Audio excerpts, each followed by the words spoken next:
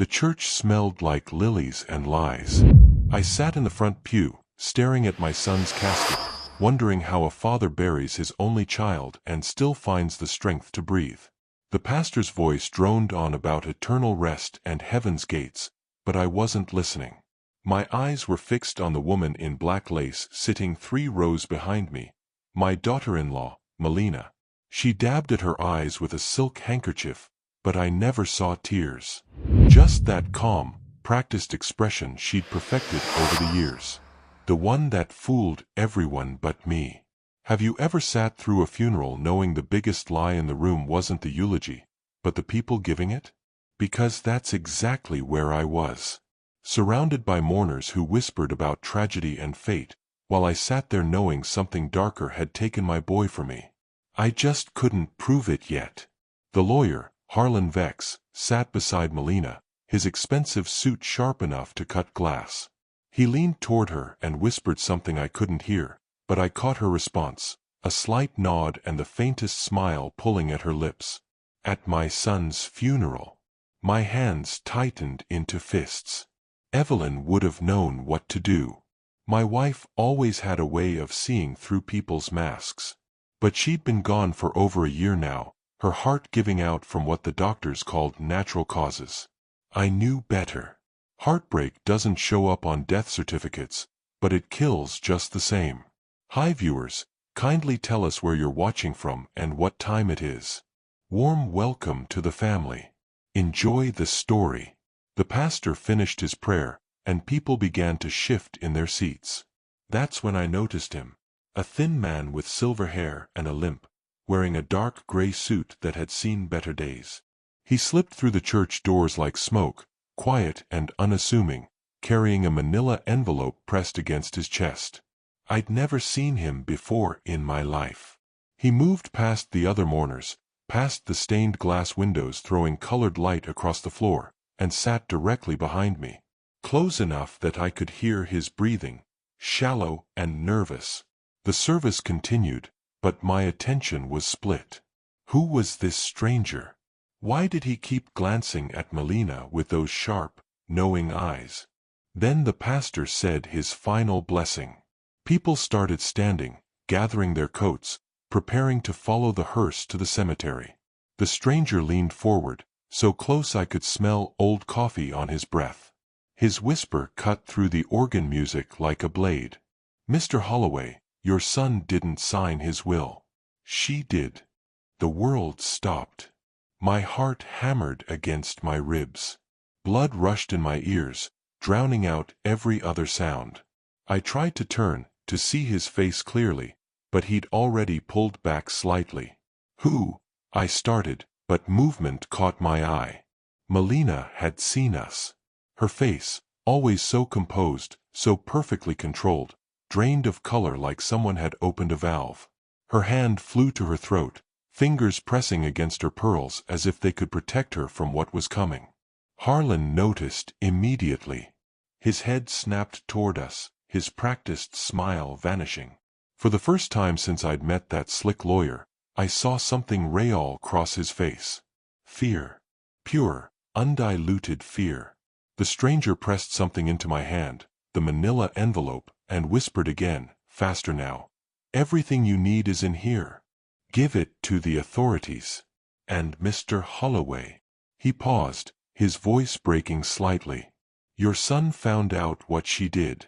That's why he confronted her the night he died. My vision blurred. The church walls seemed to close in. Caleb knew. My boy had discovered the truth? Melina stood abruptly, nearly knocking over her purse. She grabbed Harlan's arm, her lips moving rapidly in urgent whispers. He nodded, already scanning the room for exits. But then I saw them. 2 men in dark suits positioned near the doors. Not mourners. Not friends. Their stance was too purposeful, their attention too focused. Private investigators. The stranger had planned this. Every move, every moment. He'd turned my son's funeral into a trap, and Melina had walked right into it. Raymond, please. Melina's voice cracked across the church, drawing every eye to us. She started toward me, her heels clicking against the marble floor, but the investigators moved to block her path. "Mrs. Holloway," one of them said, his voice carrying authority that made people step back. "We need you to remain where you are." The whispers started then. Confused, shocked, hungry for gossip. I looked down at the envelope in my hands, my fingers trembling. Inside was proof, evidence, the truth that had been buried deeper than any casket. My son hadn't died in a simple accident. He'd been silenced. What would you do if you discovered your own family had built their fortune on lies? Would you burn it all down for the truth, or would you look the other way? Drop your answer in the comments. I was born in a nothing town just outside Baton Rouge, where the air hung thick with humidity and the smell of pine. The kind of place where everybody knew your business before you did, and handshake deals meant more than contracts written by lawyers. My daddy was a sawmill worker who died young, 43, crushed under a fallen oak that the foreman said was secure. Wasn't.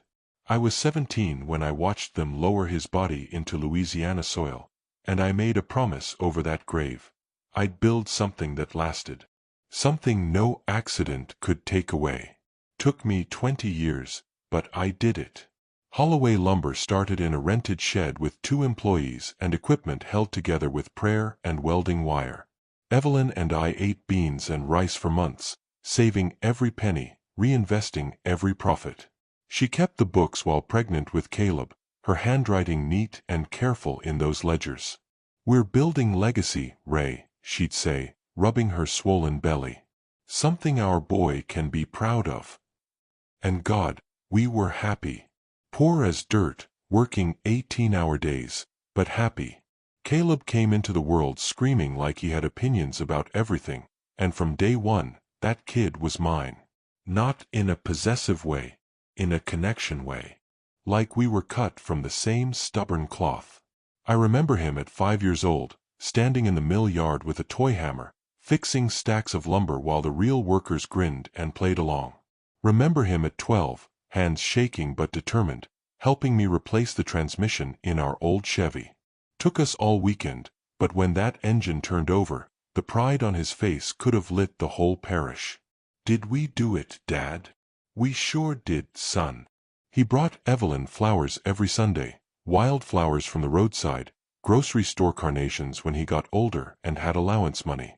She'd arrange them in mason jars and tell him he was the best son a mother could ask for. "You're gonna make some woman very happy one day," she'd say, kissing his forehead. "Only if she's as pretty as you, Mama." That was my boy. Sweet, genuine, hard-working. By the time Caleb hit his 20s, Holloway Lumber employed 40 families. We weren't rich, but we were stable, respected. The kind of business that made the town council smile when they talked about local success stories. I started thinking about retirement. About fishing trips and spending time with grandkids I didn't have yet. About watching Caleb take everything I'd built and make it even better. Then he met her at some business conference in New Orleans. Melina Sharp. Fashion consultant or event planner or something like that. I never got a straight answer. But she was striking, I'll give her that. The kind of beautiful that makes men stupid and women jealous. Sharp cheekbones, designer clothes, a smile that could sell ice to Eskimos. Caleb brought her home for Sunday dinner 6 weeks after they met. "Mom, Dad, this is Melina. She's incredible." Evelyn set down the mashed potatoes and studied her for a long moment, the kind of look mothers give when they're reading more than what's on the surface. Melina smiled that perfect smile and complimented everything. The house, the food, Evelyn's dress, my watch. Too many compliments. Like she'd rehearsed them. "It's so wonderful to finally meet Caleb's parents," Melina said, touching my son's arm in a way that marked territory. "He talks about you constantly. About the business you built from nothing. That's so inspiring." "We worked hard," I said, feeling Evelyn's eyes on me. And it shows. Caleb's told me all about the mill. The property value alone must be substantial. Property value. Not the families we employed or the quality of our lumber. Property value. Evelyn's jaw tightened, but she smiled politely. We don't measure success in dollars, dear. We measure it in the people we help. Something flickered across Melina's face, irritation, maybe, or calculation, but it vanished so quickly I thought I'd imagined it. That night, after they left, Evelyn sat at the kitchen table staring at her cold coffee. Ray, that woman's going to be trouble. She seemed nice enough. She smiled too much. Looked too long at everything we own. Did you notice how she measured every room with her eyes? How she asked about your will during dessert? She was just making conversation. No. Evelyn's voice was firm. She was taking inventory. I've seen women like her before. They don't love men, they love what men can give them. And our boy is too trusting to see it. I wanted to argue, but something in my gut agreed with her. Something I didn't want to face because it meant admitting my son might be making the biggest mistake of his life. 3 months later, Caleb proposed. Evelyn cried, but not from joy. She sat on the porch afterward, staring at the sunset, and whispered something I'd never forget. I hope when he realizes what she is, it's not too late to save himself. Should Evelyn have said something directly to Caleb? Or was silence the right choice? Let me know what you think. The wedding was everything Melina wanted and nothing we could afford. Caleb insisted on paying for most of it, but I watched our boy drain his savings for centerpieces that cost more than my first truck. For a venue with marble columns and a 7-tier cake that nobody finished. For 200 guests, half of whom I'd never met and who looked at our family like we were quaint country decorations. Evelyn wore her best dress, 20 years old but clean and pressed. I wore the same suit I'd worn to my own wedding. We looked exactly like what we were, working people in a room full of money. Melina's family was different. Old money from somewhere up north. Her father barely spoke to us beyond a stiff handshake. Her mother examined Evelyn like a health inspector checking for violations. During the reception, I found myself alone at the bar, nursing a whiskey I didn't want, when I overheard Melina talking to one of her bridesmaids near the bathroom corridor. God, did you see his parents? So rustic. The bridesmaid laughed. At least the business is solid. That's what matters, right? For now. Once Caleb and I get things modernized, streamline operations, bring in some real investors, we'll be set. His father's methods are adorable, but completely outdated. My hand tightened around the glass. What about the old man? Won't he interfere? Please. Melina's voice carried that dismissive tone people use when talking about obstacles they've already figured out how to remove. He's almost 70 and had a health scare last year. By the time he realizes what's happening, it'll all be ours anyway. The bridesmaid giggled. You're terrible. I'm practical. There's a difference. I stood there, frozen, as they walked away laughing. My son's new wife had just laid out a blueprint for stealing everything I'd built, and she'd done it at her own wedding reception. I should have confronted her right then. Should have pulled Caleb aside and told him what I'd heard. But shame is a powerful silencer. What if I was wrong? What if I'd misunderstood? What if I destroyed my son's happiness over suspicion and paranoia? So I kept quiet. God help me, I kept quiet. The next morning, Evelyn found me sitting on the back porch at dawn, still in my wedding clothes. You didn't sleep. No. She sat beside me, her hand finding mine. You heard something. It wasn't a question. I told her everything. Every word Melina had said, every cold calculation in her voice. When I finished, Evelyn was quiet for a long time. What do we do? I finally asked. Nothing. Nothing. Not yet. She squeezed my hand. If we accuse her now, Caleb will think we're jealous or controlling. He'll choose her. They always do at first. But people like Melina? They can't help showing their true colors. We wait. We watch. And when she makes her move, we'll be ready. But we weren't ready. Because what we didn't know was that Melina moved faster than either of us anticipated. Within 6 months of the wedding, Caleb started bringing ideas home. Efficiency consultants who recommended cutting staff. Investment opportunities that required leveraging the mill as collateral. Modernization plans that somehow involved transferring ownership shares. "Dad, we need to think bigger," Caleb said during a tense Sunday dinner. "The lumber business is evolving. If we don't adapt, we'll get left behind. We've been adapting for 40 years. But not fast enough. Melina's connections could help us expand.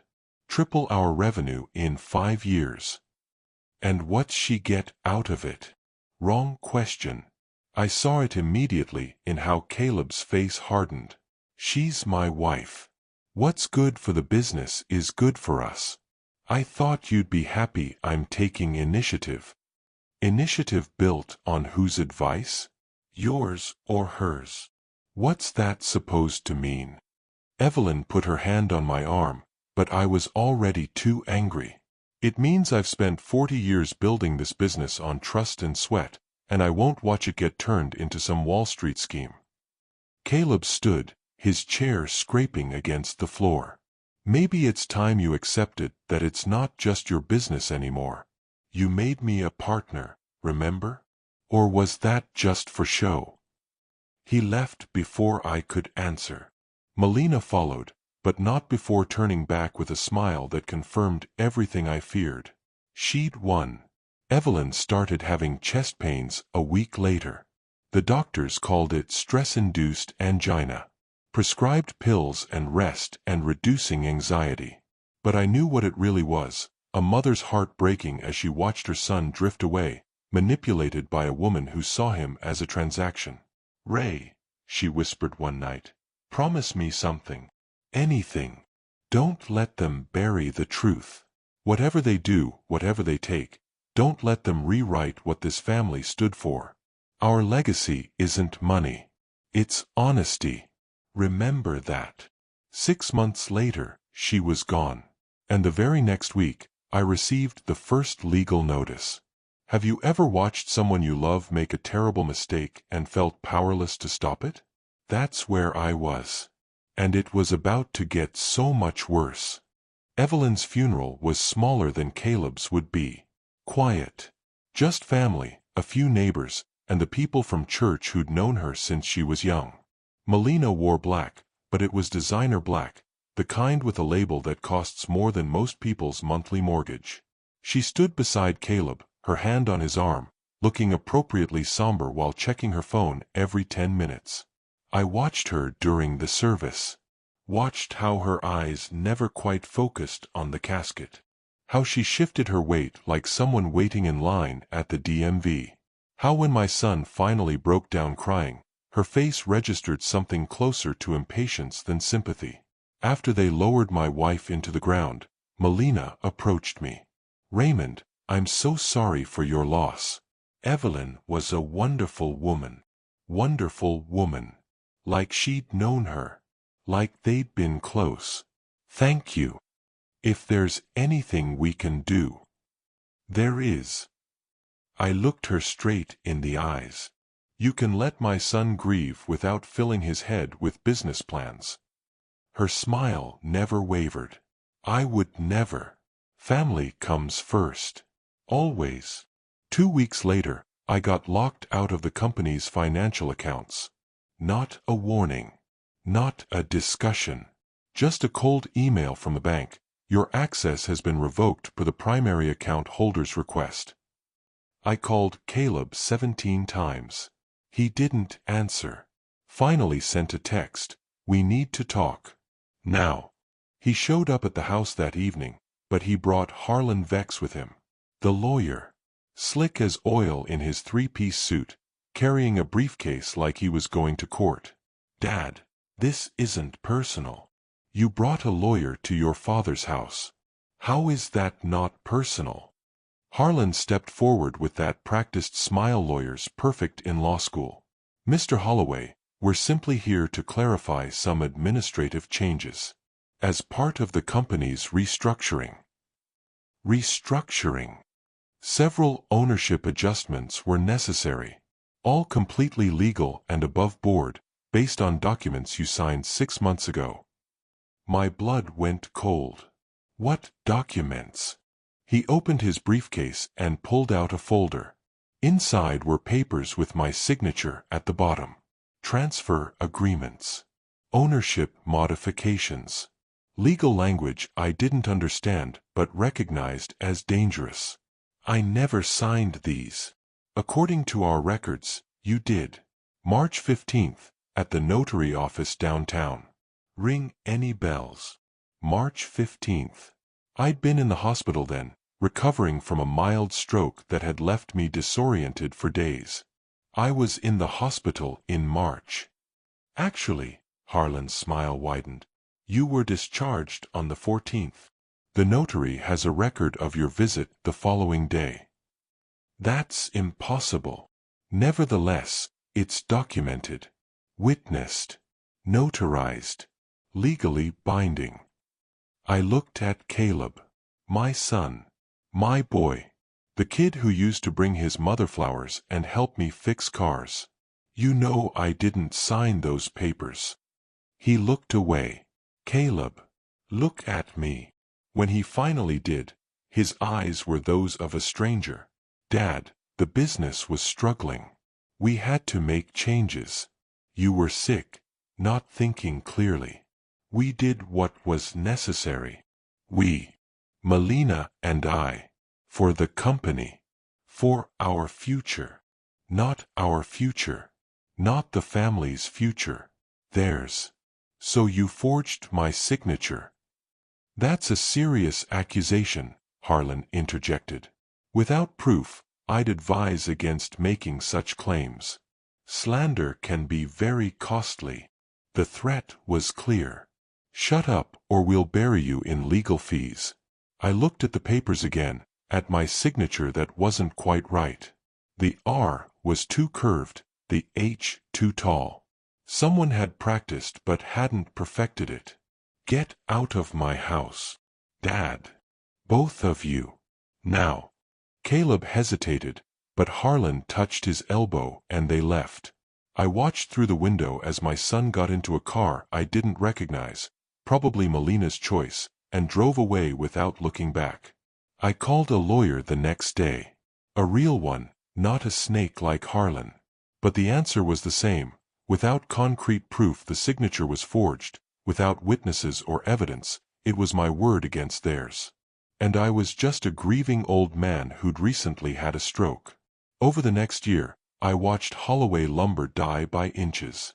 First they sold the equipment. Then the property. Then they laid off the workers, 40 families suddenly without income, without the security I'd promised them. Men I'd known for decades came to my door asking what happened, and I had to tell them I didn't know. That my own son had locked me out of the company I'd built. The shame of it nearly killed me. By the time Caleb's calls stopped completely, there was nothing left to fight for anyway. The business was gone. My wife was gone. And my son, the real one, the one who'd loved and trusted me, he was gone too. What walked around wearing his face was someone I didn't recognize. I moved into the old Holloway house full-time, living off my pension, watching my neighbors whisper when I walked by. The man who'd lost everything. The fool who'd trusted the wrong people. Then came that Sunday morning. Rain against the windows. Coffee going cold in my cup. And the phone ringing with news that would change everything. "Mr. Holloway, there's been an accident. Your son." I don't remember dropping the phone. Don't remember falling into the chair. Just remember the sound of rain and the operator's voice asking if I was still there. Caleb was dead. And that's when the real questions started. Because accidents don't usually happen right after confrontations. Do they? They found his car wrapped around an oak tree on Highway 61, 3 miles from the house he shared with Melina. Police said he'd been drinking. Blood alcohol level .12, well over the legal limit. But my son didn't drink and drive. Ever. I know that sounds like something every parent says, but Caleb had lost his best friend in high school to a drunk driver. Watched the funeral, saw the family destroyed, and swore he'd never touch a bottle if he was getting behind a wheel. So when the police officer told me alcohol was involved, my first question was simple. Are you sure it was him driving? The officer, young guy, probably 30, looked uncomfortable. Sir, he was the only one in the vehicle.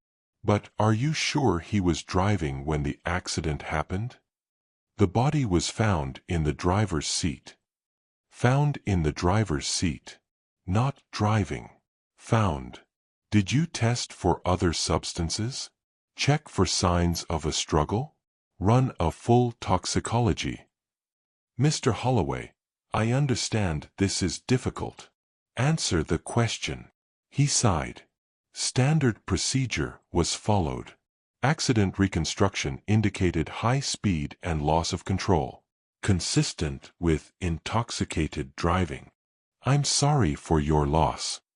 He left me standing in my living room, holding a business card I'd never call, with more questions than answers. The viewing was 3 days later. I walked into that funeral home and saw my boy lying in a casket wearing a suit I didn't recognize. His face had been reconstructed, too smooth, too perfect, like a wax figure. But it was him. My Caleb. I stood there alone for 20 minutes before anyone else arrived. Talked to him like I used to when he was little and couldn't sleep. I don't know what happened, son. Don't know if you just made mistakes or if something darker happened. But I promise you this, I'm going to find out. And if someone hurt you, if someone pushed you into that tree, I'll make sure they answer for it. That's when I heard the heels. Melina entered with Harlan right behind her, both of them dressed like they were attending a business meeting. She walked up to the casket, touched the edge lightly with one finger, and whispered something I couldn't hear. Then she turned to Harlan and said, clear as day, after the reading, we'll handle the will immediately. The will. Not grief. Not memories. Not how are we going to get through this. The will.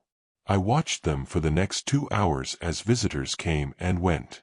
Watched how Melina accepted condolences with that same practiced expression. How Harlan stayed close, whispering occasionally, checking his watch like he had somewhere better to be. Watched how neither of them actually looked at my son. That night, I couldn't sleep. Sat in Caleb's old bedroom, the one we'd kept exactly as he'd left it when he moved out, and went through boxes of his childhood. Report cards. Baseball trophies. Photos of us fishing. Found a journal from his senior year of high school. Most of it was typical teenager stuff, but one entry stopped me cold. Dad told me today that the most important thing a man can have is integrity. That money comes and goes, but once you lose people's trust, you never get it back. I want to be like him when I grow up. Want to build something that lasts and means something. I closed the journal and cried for the first time since getting the news. My boy had wanted to be like me. And somehow, I'd failed to protect him from the kind of people who'd destroy that dream. The funeral was scheduled for Saturday. I spent the days between in a fog, barely eating, barely moving. Neighbors brought food I didn't touch. The phone rang with condolences I didn't answer. But Friday night, something changed. I was sitting on the porch when a car pulled up, an old Buick that had seen better days. The driver got out slowly, favoring his left leg. Thin man with silver hair, wearing a suit that was clean but worn. He walked up to the porch but didn't climb the steps. Mr. Holloway? Who's asking? My name is Frank Dillard. I worked at the notary office downtown for 32 years. Retired last spring. Don't need anything notarized. No, sir. But you need the truth. He pulled out a manila envelope. Your son came to see me 3 weeks ago. Brought documents he'd found, transfer papers, ownership agreements, all with your signature. Asked me to verify them. My heart started pounding. And they were forgeries. Good ones, but forgeries. I could tell because I'd processed one of the real documents years back, a loan agreement you signed when you first expanded the mill. The signature was similar, but the pressure points were wrong. The angle of the letters. Small things most people wouldn't notice. What did Caleb say? He went pale. Asked if I was absolutely certain. I showed him the differences under magnification. Then he asked if I'd testify if it ever went to court. What did you tell him? Frank looked down at his shoes. I told him yes. But I also warned him that people who forge documents don't usually stop there. That he should be careful who he confronted with this information. The world tilted. You think. I don't think anything, Mr. Holloway. I'm just an old notary who knows the difference between ink and blood. But your son left my office that day looking like a man who'd just discovered his whole life was a lie. And 2 weeks later, he's dead. He held out the envelope. These are copies of everything. The forgeries. My analysis. A sworn statement. I didn't know what to do with them until I heard about the funeral. Figured you deserved to know before they buried him. I took the envelope with shaking hands. Why didn't you go to the police? Because I'm a 70-year-old man with a bad leg and no proof of foul play. Just suspicions. But you're his father. And if anyone's going to fight for him, it should be you. He turned to leave, then paused. Mr. Holloway, I'll be at the funeral tomorrow. And I think you should know, I've already contacted 2 private investigators. They'll be there too. Sometimes justice needs a stage. He drove away, leaving me alone with the truth I'd known in my gut but couldn't prove. My son had discovered the forgeries. He'd planned to expose Melina and Harlan. And then he died. That night, I read every page in Frank's envelope 3 times. Saw the evidence laid out in black and white. The subtle differences in handwriting. The dates that didn't match my hospital records. The witnesses who didn't exist. It was all there. Everything except proof of murder. Because that's the thing about clever people. They know how to make things look like accidents. But tomorrow, at that funeral, I was going to show them that some truths refuse to stay buried. Would you have confronted them immediately? Or would you have waited for the funeral? Sometimes the best revenge is served in front of everyone who needs to see it. Saturday morning came with gray skies that matched my mood. I dressed in the same suit I'd worn to Evelyn's funeral, the black one that smelled faintly of mothballs and old grief. My hands shook as I tied my tie, not from age, but from anticipation. Today wasn't just about burying my son. It was about unearthing the truth. Frank's envelope sat on my kitchen table, sealed in a larger plastic bag to protect it. Evidence. Proof. Justice wrapped in paper and ink. I arrived at the church early. Wanted to see who came, who avoided eye contact, who looked too comfortable at a funeral. The sanctuary was already half full. Mostly Melina's people, I noticed. Expensive clothes, bored expressions, checking phones between hymns. The old-timers from the mill sat in the back. Men with calloused hands and worn suits, wives with tissues already pressed to their eyes. These were people who'd actually known Caleb, who'd watched him grow up running through lumberyards and learning the business from the ground up. They nodded at me as I passed. Respect without words. I took my seat in the front pew, right where Frank said I should sit. Close enough to see everything. Close enough to act when the moment came. That's when the whispers started behind me. Is that her? With the lawyer? Yeah, that's the wife. Awful young to be a widow. Awful convenient too, if you ask me. I didn't turn around. Didn't need to. I could feel Melina's presence like cold air seeping under a door. She walked down the aisle with Harlan at her side, both of them moving like they owned the place. She wore black lace, designer, probably cost more than my monthly pension, with pearls at her throat and dark sunglasses hiding her eyes. The veil was sheer enough to see through but thick enough to obscure expression. Perfect costume for a performance. They sat 3 rows behind me. Close enough to hear if I said anything. Far enough to maintain the illusion of respectful distance. The pastor began his sermon about loss and eternal peace, but I wasn't listening. My attention was fixed on the church entrance, waiting. 10 minutes in, Frank arrived. He moved slowly, that limp making each step deliberate, carrying that manila envelope against his chest like a shield. Our eyes met across the sanctuary. He gave a small nod and took his seat directly behind me. I heard Melina's breath catch. She'd seen him. Recognized him, maybe, or sensed danger. Either way, the temperature in our section of the church dropped about 10 degrees. Harlan leaned close to her, whispering. She shook her head, her fingers clutching her purse so tight her knuckles went white. The pastor droned on about heaven and angels and God's plan, but all I could think about was the plan Frank and I had made. Simple, clean, public.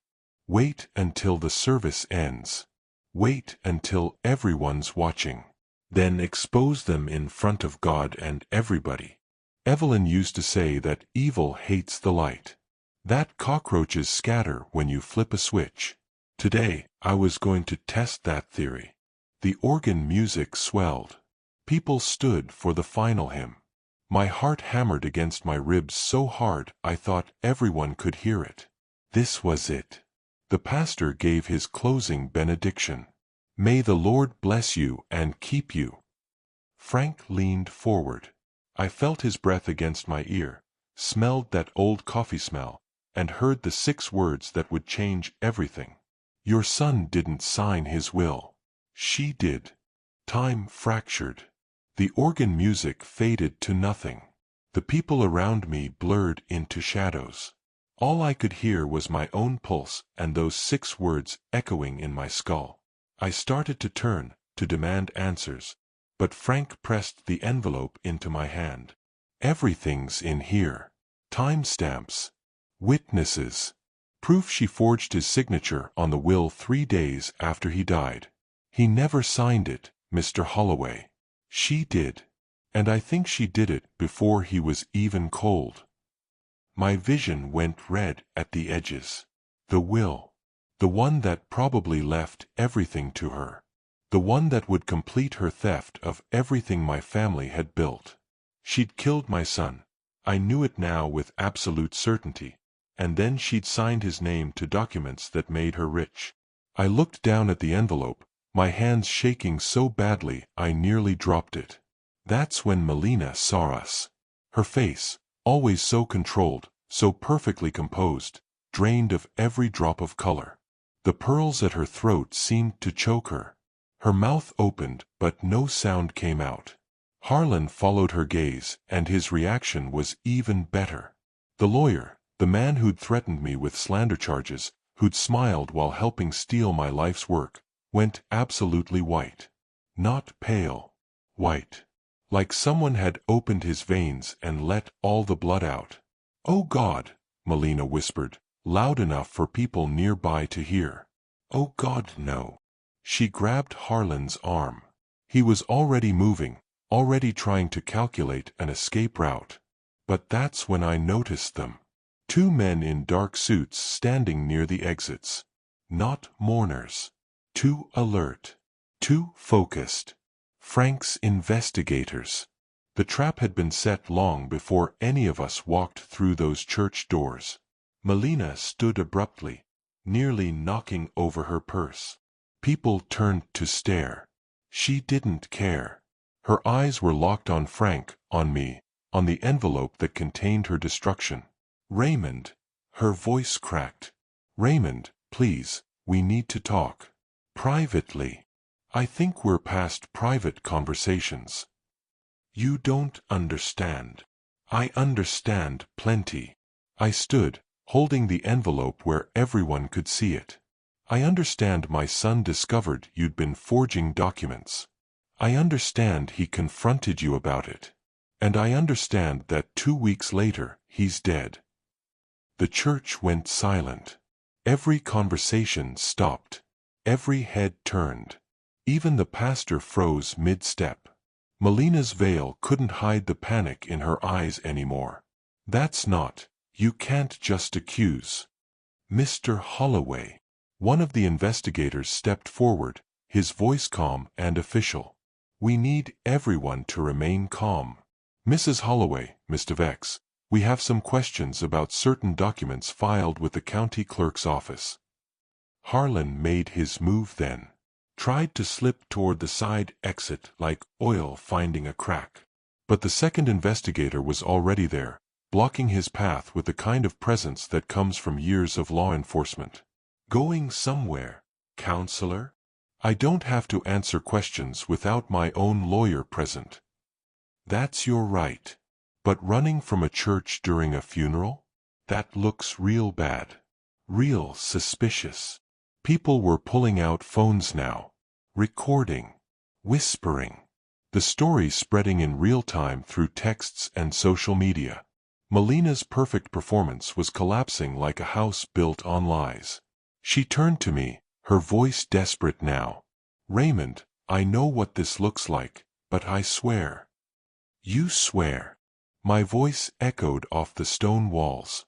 You swear? Like you swore to love my son? Like you swore those signatures were real? Frank stood beside me now, his old voice carrying surprising strength. I've documented 14 separate instances of signature forgery. Business documents. Transfer papers. And a will that was supposedly signed by Caleb Holloway on a date when security footage shows him 200 miles away at a business conference. The whispers turned into shocked gasps. Melina looked around wildly, searching for allies, for escape, for anything. But there was nothing. Just witnesses. Just truth. Just justice finally stepping into the light. What would you say if you finally had the person who destroyed your family trapped with nowhere to run? Would you scream? Would you stay silent? Drop your thoughts below. The investigator closest to Melina held up his badge. Ma'am, I'm going to need you to come with us to answer some questions. Am I under arrest? Not yet. But refusing to cooperate would be unwise. She looked at Harlan, but the lawyer had gone pale and sweaty, his expensive suit suddenly looking 2 sizes too small. No help there. He was already calculating how to save himself. I want my lawyer, Melina said. That's your right. But Mr. Vex here can't represent you anymore. Conflict of interest, since he's implicated in the same documents. Harlan's head snapped up. Now wait just a minute. We have testimony from 3 notary office employees stating you pressured them to backdate documents and falsify witness statements. That's conspiracy to commit fraud. Also disbarment territory, but that's the state bar's problem, not mine. The lawyer's face went from white to gray. People were standing now, craning to see. The pastor tried to restore order, but it was useless. The funeral had turned into a public exposure, and nobody was leaving until they saw how it ended. I looked down at my son's casket. At the flowers Melina had probably chosen for appearance rather than meaning. At the photo of Caleb smiling, back when he still trusted people, back before she'd poisoned everything good in him. I'm sorry, son, I whispered. Sorry I didn't see it sooner. Sorry I didn't fight harder. But I promise you this, she won't get away with it. Frank touched my shoulder. Mr. Holloway, there's something else you should know. What? The night your son died, 3 witnesses saw a second car following him on Highway 61. Dark sedan. No plates visible. One witness said it looked like the car was forcing him to speed up, getting aggressive. My blood turned to ice. Why didn't they report it? They did. Police report was filed. But it was buried in the paperwork. Never investigated. Never followed up. Almost like someone made sure it disappeared. I turned to look at Melina. She was watching me now, and for the first time, I saw something real in her expression. Fear. Not the fear of getting caught. The fear of someone who knows exactly what they've done and realizes the walls are finally closing in. You killed him. The words came out flat. Certain. You killed my boy. I didn't. Her voice broke. It wasn't supposed to. She stopped herself, but the damage was done. The church erupted in shocked voices. The investigator stepped closer. Ma'am, anything you say right now can and will be used against you. I strongly suggest you stop talking. But Melina wasn't listening anymore. She was staring at me with something that might have been remorse but looked more like regret that she'd been caught. He was going to ruin everything, she whispered. Turn me in. Divorce me. Take it all back. After everything I'd worked for, everything I'd planned, he was going to destroy me. So you destroyed him first. She didn't answer. Didn't need to. The confession hung in the air like smoke. Harlan made a strangled sound. Melina, shut up. For God's sake, shut up. But she couldn't stop. The dam had broken. I just wanted him to think. To calm down. To see reason. But he wouldn't listen. He kept threatening to go to the police, to expose everything. So I stopped talking. Harlan grabbed her arm, trying to pull her toward the exit. The investigator moved between them. Mr. Vex, step back. Now. She's not saying another word without counsel. She just confessed to conspiracy in front of 50 witnesses. I don't think a lawyer's going to help much at this point. The second investigator was already on his radio, calling for backup. Within minutes, we heard sirens approaching. I stood there, holding Frank's envelope, watching my daughter-in-law's mask finally shatter completely. She was crying now, real tears, not the fake ones she'd performed for the cameras. But these weren't tears of guilt. They were tears of loss. Loss of control. Loss of the future she'd planned. Loss of the fortune she'd almost secured. Not once did she cry for my son. The police arrived and took statements from everyone. Frank handed over his documentation. The investigators provided their findings. And slowly, piece by piece, the full picture emerged. Melina had been planning this for years. Started with small forgeries, my signature on minor documents, testing to see if anyone would notice. When nobody did, she got bolder. Transferred ownership shares. Sold company assets. Built a paper trail that made it look like I'd willingly handed over everything. But Caleb had started noticing inconsistencies. Money missing from accounts. Documents he didn't remember signing. And when he'd started asking questions, Melina had gotten desperate. She'd hired someone, the police would find out who eventually, to follow him that night. To scare him. To make him crash. They'd call it vehicular manslaughter at best, conspiracy to commit murder at worst. Either way, my son was dead because of her greed. The police led her out in handcuffs. She kept her head down, avoiding the cameras that had gathered outside. Harlan followed in his own set of cuffs, still trying to assert his rights even as they read him his Miranda warning. I watched them load her into the police car and felt nothing. No satisfaction. No relief. Just a hollow ache where my family used to be.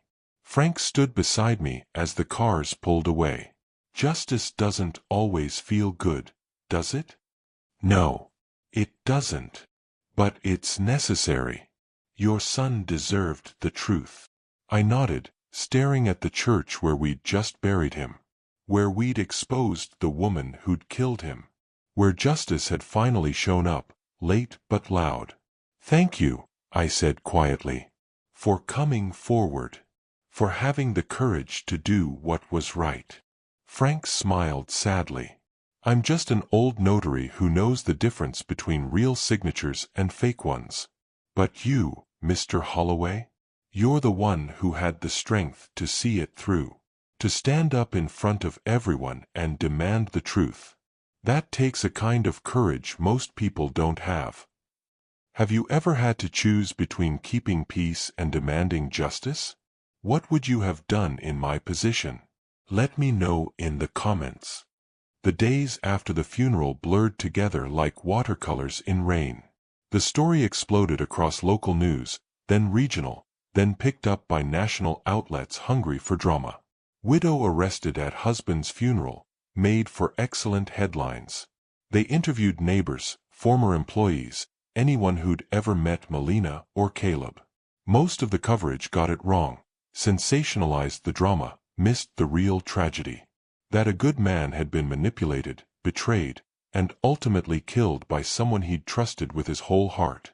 But some reporters dug deeper, found the paper trail Frank had documented, interviewed the notary office employees who'd been pressured to falsify documents, discovered the mysterious payments Melina had made to a man with a criminal record for vehicular assault. The case built itself. I spent most of that time in the old Holloway house, sorting through Caleb's childhood belongings. Found drawings he'd made as a kid, pictures of our family, always smiling, always together. Found report cards with teacher comments like, "Caleb is honest to a fault, and displays strong moral character." That's who my son had been. Before her. Frank visited twice that week. Brought me copies of everything he'd turned over to the police, wanted me to understand the full scope of what she'd done. 14 separate forgeries over a 3-year period, he explained, spreading documents across my kitchen table. She was systematic, careful, started small and worked her way up.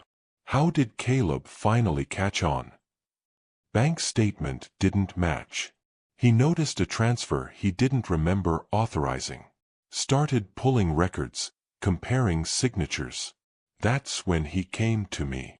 And you told him it was all fake. Showed him the differences under magnification. The pressure points, the angle variations. He sat in my office for an hour, just staring at the evidence. Then he asked me, "How long do you think she's been planning this?" "What did you tell him?" Frank looked away. I told him probably since the day they met. That people like her don't fall in love, they target opportunities. He didn't want to believe it. Kept saying there had to be an explanation. But deep down, I think he knew. That's why he confronted her. Yeah. And that's why she killed him. Frank's voice hardened. Because men like Caleb, honest men, they can't be bought or threatened into silence. So she removed the problem. The preliminary hearing happened 2 weeks later. I sat in the courtroom gallery, watching Melina enter with her new lawyer, some expensive defense attorney from Baton Rouge who specialized in white-collar crime. She'd lost weight. Her hair wasn't perfect anymore. The designer clothes were gone, replaced by a conservative suit that screamed, "I'm not a monster, I'm a victim too." But when her eyes met mine across the courtroom, I saw the truth. No remorse. Just calculation. She was already working the angles, planning her defense, figuring out how to minimize damage.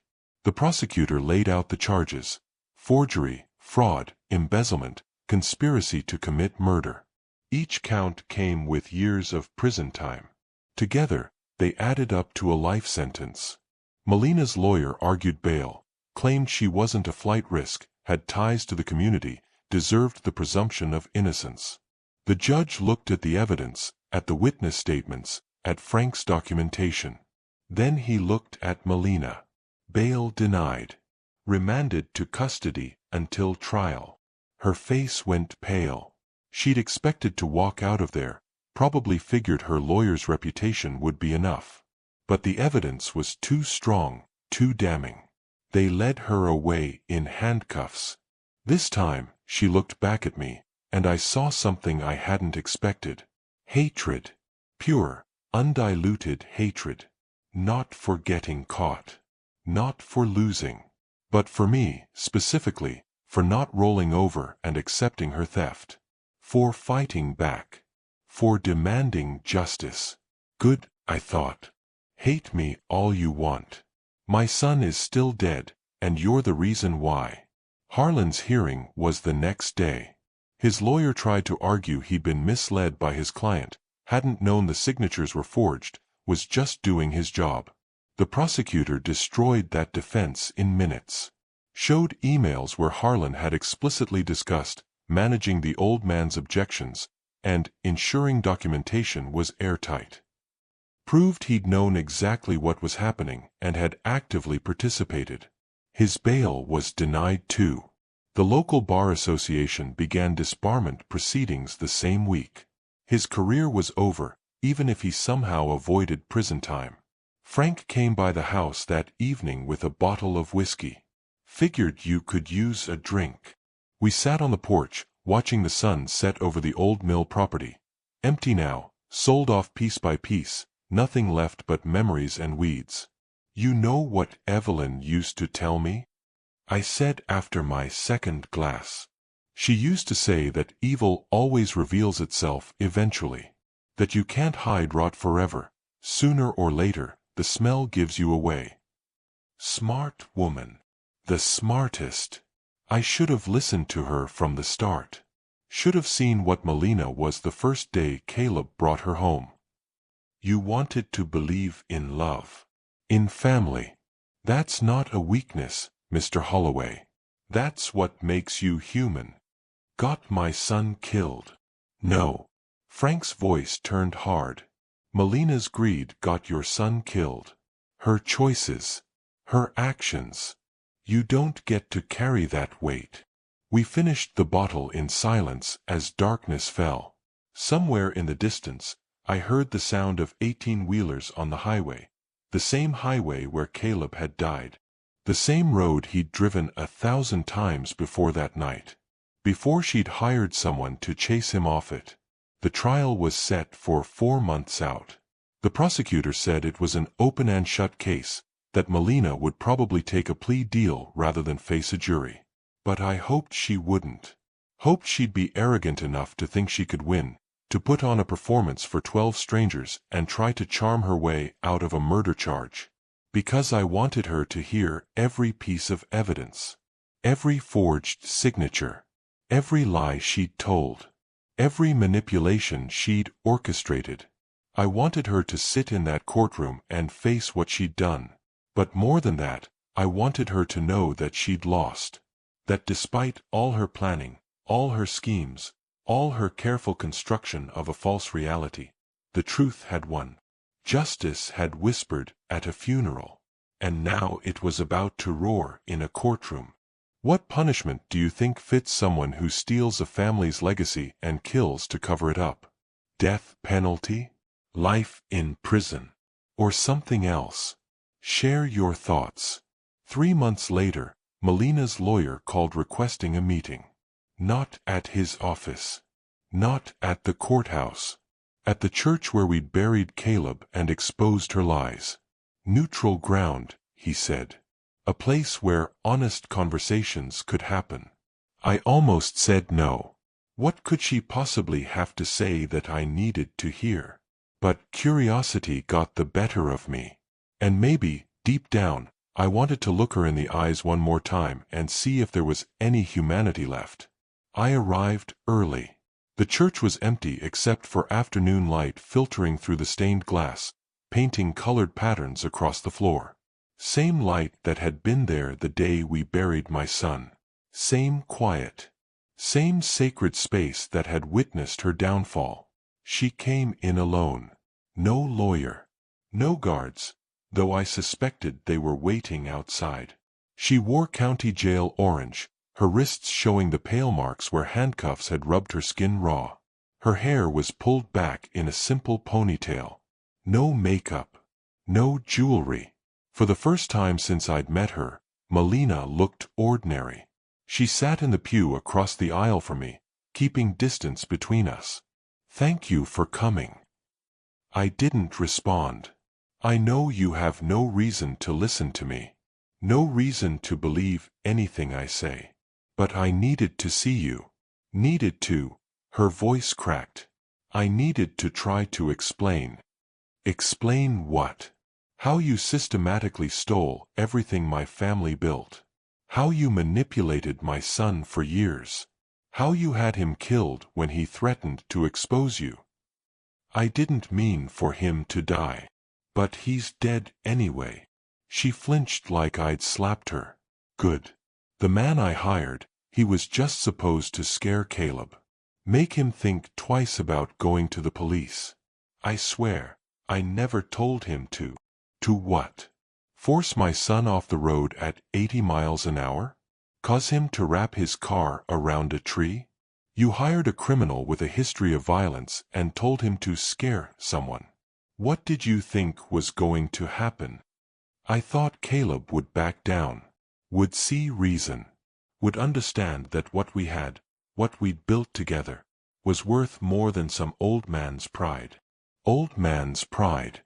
That's what she thought this was about. "You really don't get it, do you?" I leaned forward. "This was never about pride. It was about honesty. About keeping promises. About not stealing from people who trusted you. I was just trying to secure our future. By destroying mine, by erasing everything I'd worked for. You were old. Retired. You didn't need the company anymore, but we did. Caleb and I could have done so much with it if you'd just gotten out of the way." There it was. The truth beneath all her carefully constructed excuses. She hadn't seen me as a person. Just an obstacle. Something to be removed or worked around. "So you forged my signature." "I did what was necessary to move forward. And when Caleb found out, when he realized what you'd done." Her composure cracked then. Real emotion flooded her face. Not remorse, but something closer to frustration. Like she was upset that her carefully laid plans had fallen apart. He was going to throw away everything. Divorce me. Report me to the police. Destroy both our lives over some signatures on paper. I tried to reason with him, tried to make him understand that what's done is done and we needed to focus on the future. But he wouldn't listen. Because he had integrity. Something you wouldn't recognize if it bit you. Integrity doesn't pay bills. Integrity doesn't build empires. Her voice echoed through the empty church. She realized she'd shouted and lowered her voice, but the mask had slipped completely now. "I grew up with nothing, Raymond. Nothing. Watched my mother clean other people's houses while my father drank away every paycheck. I swore I'd never live like that. Never be dependent on someone else's charity or mercy. So when I met Caleb, sweet, trusting Caleb with his successful business and his aging father who was ready to retire, I saw an opportunity." "You saw a mark. I saw a future. And I took it. Maybe that makes me a terrible person. Maybe that makes me a criminal. But at least I'm honest about what I am." I stared at her for a long moment. At this woman who destroyed my family and couldn't even pretend to be sorry about it. "You're not honest about anything," I said quietly. "Honest people don't forge signatures. Don't steal. Don't kill to cover their tracks. You're a liar and a thief and a murderer.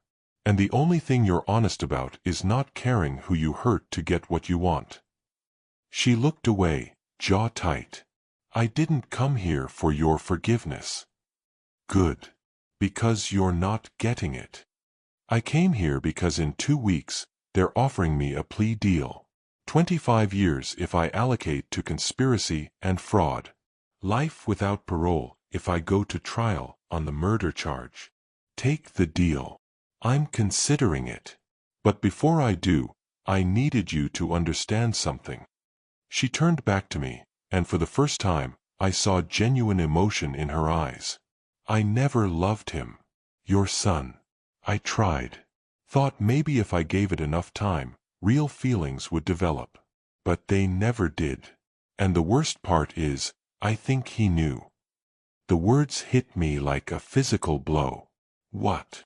The last time I saw him, the night before he died, he looked at me and said, "You never really loved me, did you?" And I couldn't lie anymore. Couldn't keep pretending. So I told him the truth. I said no. That I'd loved what he represented, what he could give me, but not him.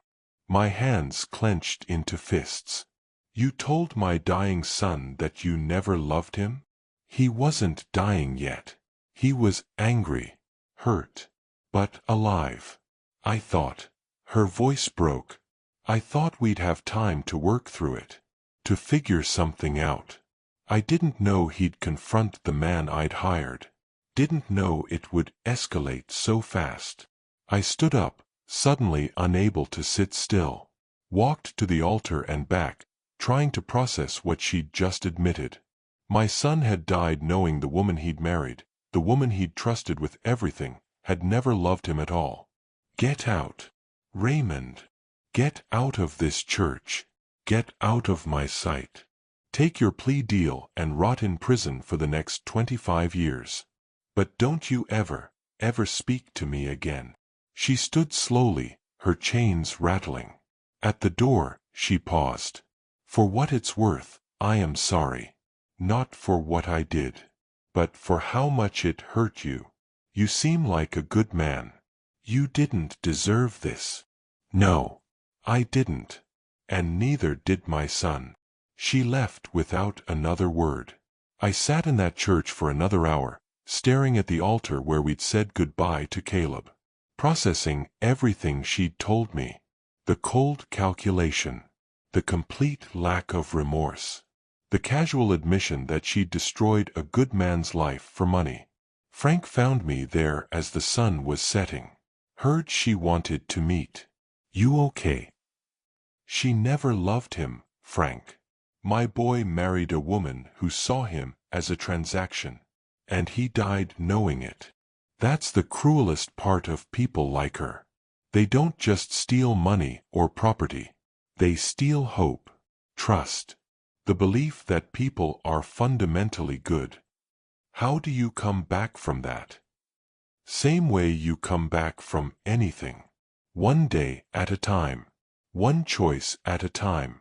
You choose to remember your son as he was, not as what she turned him into. You choose to honor the legacy he wanted to build, not the one she tried to destroy. I nodded, not trusting myself to speak. She taking the plea? Yeah. Good. Saves you having to testify at trial. Saves reliving all of it in front of cameras. We sat together in comfortable silence as darkness fell outside. Two old men who'd stumbled onto a murder and refused to let it stay hidden. Justice doesn't always feel good, does it? I finally said. No. But it's still justice. And that has to count for something. Would you have met with her? Or is some betrayal too deep for any conversation? Sometimes closure doesn't heal, it just confirms what you already knew. The sentencing happened on a Thursday. Melina had taken the plea deal, 25 years for conspiracy to commit fraud and voluntary manslaughter. With good behavior, she'd be eligible for parole in 18. She'd be in her 50s by then. Still young enough to rebuild a life. More mercy than my son had gotten. But it was something. It was justice, even if it was imperfect. The courtroom was packed. Media crews lined the hallway. Victim impact statements were read by former employees she'd defrauded, by neighbors who'd trusted her, by me. I kept mine short. Didn't want to give her any more of my time than necessary. My son was a good man who made one mistake. He trusted someone he shouldn't have. That mistake cost him everything. Cost me everything. But I want the court to know that despite what she took from us, she didn't win. Because truth came out. Justice was served. And the legacy my family built wasn't about money or property. It was about integrity. And that's something she can never steal, no matter how many signatures she forges. Melina didn't look at me when I spoke. Kept her eyes on the table in front of her, hands folded, playing the role of repentant criminal. But I'd seen behind that mask. Knew what she really was. The judge gave a longer statement about the erosion of trust in society, about the particular cruelty of betraying family, about the need for accountability. Then he handed down the sentence. 25 years. Melina's shoulders sagged, but she didn't cry. Didn't protest. Just stood and let them lead her away to begin serving her time. Harlan got 15 years. His lawyer had managed to convince the judge he'd been less involved in the conspiracy, though I knew that was bull. But sometimes the system gives breaks to people who don't deserve them. That's life. Outside the courthouse, reporters swarmed me with questions. How did I feel? Was justice served? Would I ever forgive her? Frank rescued me, guiding me through the crowd to his old Buick parked a block away. We drove in silence to the cemetery where Caleb and Evelyn were buried side by side. I'd bought a plot next to them. For when my time came. Wanted to be close to my family, even if it was just bones and memory. You did good, Mr. Holloway, Frank said as we stood at the graves. Your son would be proud. You think so? I know so. You could have let it go. Could have accepted the lies and lived out your remaining years in peace. But you fought. Demanded truth. Made sure his death meant something. I knelt down and touched Caleb's headstone. Simple granite with his name, dates, and an epitaph Evelyn would have chosen. Beloved son. Honest heart. Gone too soon. I'm sorry I couldn't protect you, boy. Sorry I didn't see what she was until it was too late. But I promise you this, she didn't get away with it. The truth came out. Justice happened. And everyone knows now who you really were. The wind picked up, rustling leaves across the cemetery. For just a moment, I felt something. Peace, maybe, or closure. The sense that my son could finally rest knowing the truth had been told. Frank and I stayed until the sun started setting, talking about nothing important. Baseball. Weather. The old days when life was simpler. Then he drove me home. The house was quiet. Empty. But not as lonely as it had been before. I made dinner, nothing fancy, just soup and bread, and sat at the kitchen table reading the news coverage of the sentencing. Most of it was fair. Some called me a hero. I didn't feel like one. Just felt like a father who'd lost his son and refused to let lies be the final word. Later that night, I pulled out Caleb's old journal. The one from high school where he'd written about wanting to be like me. About integrity and building something meaningful. I read it cover to cover, and when I finished, I wrote my own entry on the last blank page. Son, I don't know if you can read this wherever you are. Don't know if consciousness continues or if death is just silence. But on the chance you're listening, I want you to know. You were everything your mother and I hoped you'd be. You were kind. Honest. Hard-working. You made one mistake, trusting the wrong person. But that doesn't erase everything good you were. I'm proud of you. I love you. And I'll carry your memory until the day I join you and your mother. Dad. I closed the journal and put it on the shelf next to Evelyn's recipe books and my old business ledgers. Family history. Legacy.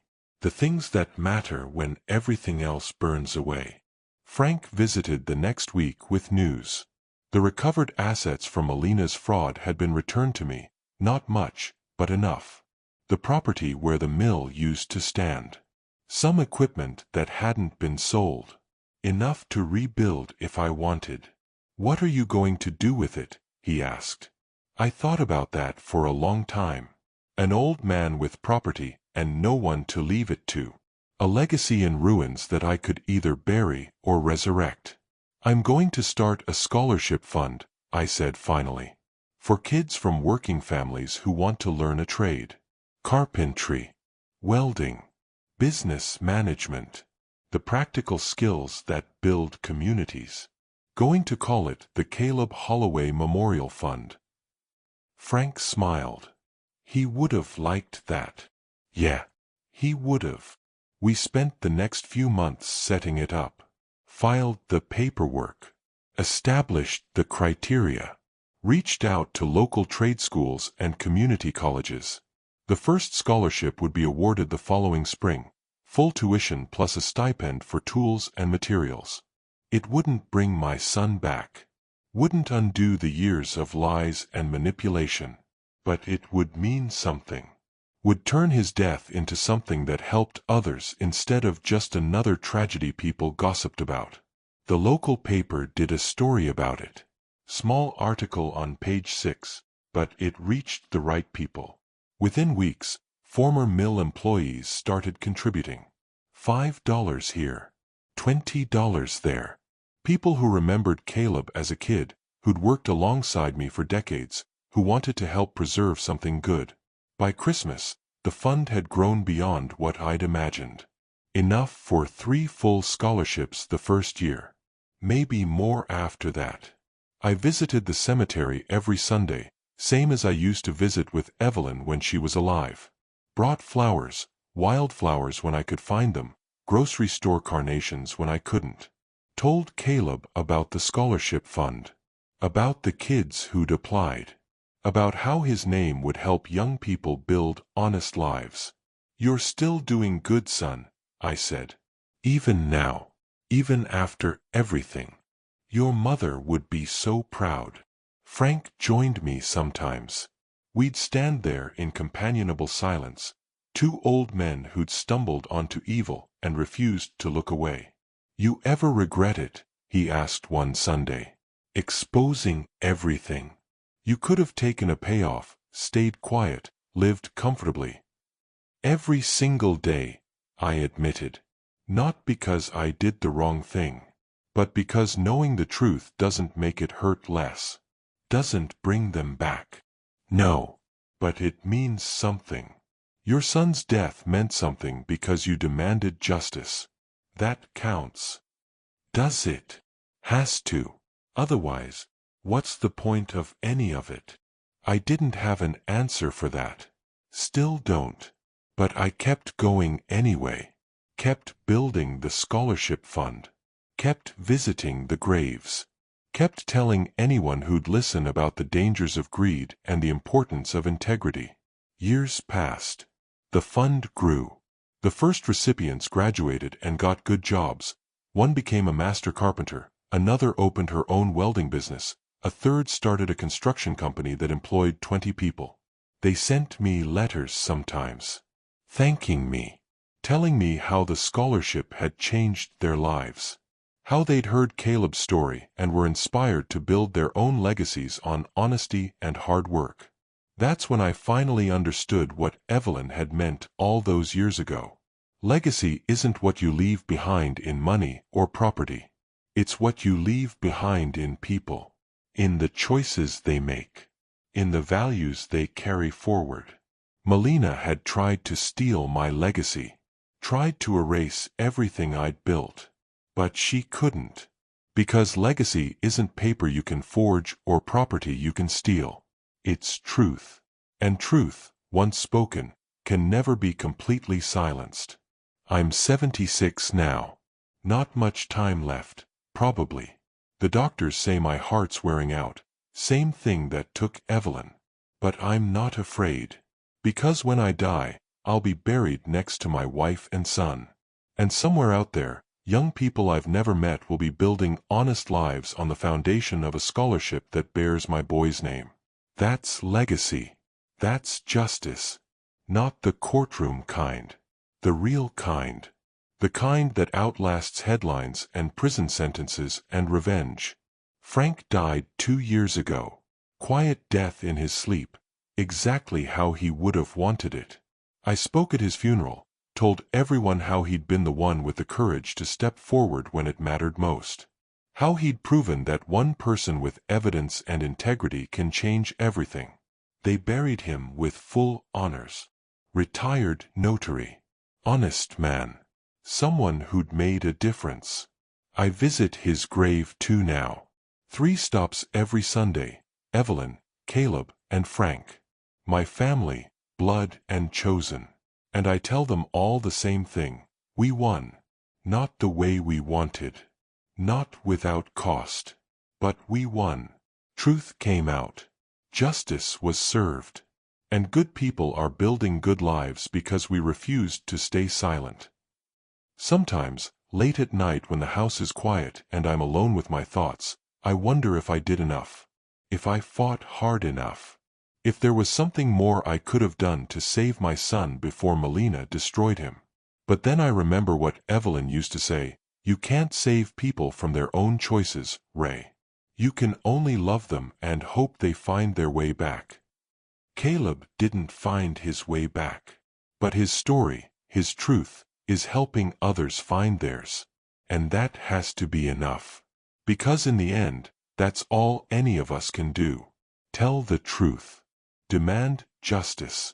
Build something good from the ruins of something broken. Greed will always exist. Manipulation will always exist. People like Melina who see others as transactions instead of human beings, they'll always exist too. But so will people who fight back. Who refuse to accept lies. Who stand up in churches and courtrooms and cemeteries and say, no more. That's what I learned from all of this. That betrayal begins with trust, yes. But justice begins with courage. And legacy begins with truth. My son trusted the wrong person. That trust killed him. But his death exposed evil that might have continued for years. Saved others from the same fate. Created something good that will outlast all of us. So when people ask if it was worth it, the pain, the exposure, the years of fighting, I tell them yes. Not because it felt good. It didn't. Not because it brought my family back. It couldn't. But because silence protects evil. And speaking up, no matter how much it costs, is the only way evil ever loses. Justice doesn't always come fast. Sometimes it whispers at funerals and builds slowly through evidence and courage and people who refuse to look away. But when it comes, when truth finally stands in the light and lies burn away like morning fog, it speaks louder than any grave. My name is Raymond Holloway. I'm 76 years old. I lost my wife to heartbreak and my son to murder. But I didn't lose the truth. And in the end, that's the only thing that really matters. If this story reminded you that truth always wins, even when it takes time, even when it costs everything, then share it with someone who needs to hear it. Subscribe to the channel so you never miss stories that prove justice is worth fighting for. And drop a comment telling us, what's the most important lesson you've learned about standing up for what's right? Your story might inspire someone else to find their own courage. Hit that notification bell because next time, we're bringing you another powerful story about family, betrayal, and the kind of justice that changes everything. Until then, remember, silence might be easier, but truth is what sets us free. See you in the next one.